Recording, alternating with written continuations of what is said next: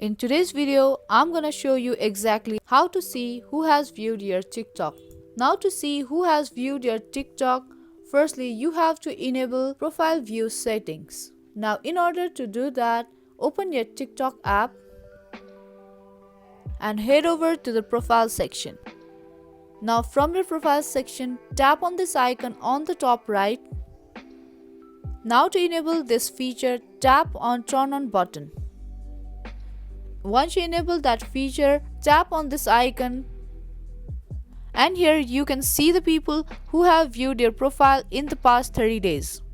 And I want to notify you that you will only see people here if they have also turned on the profile viewers feature.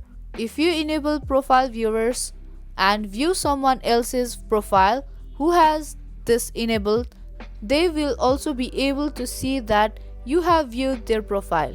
If you do not enable this feature, other people will not be able to see when you viewed their profile, even they have enabled this feature. And just like that, you can see who has viewed your TikTok. I hope this video was helpful to you.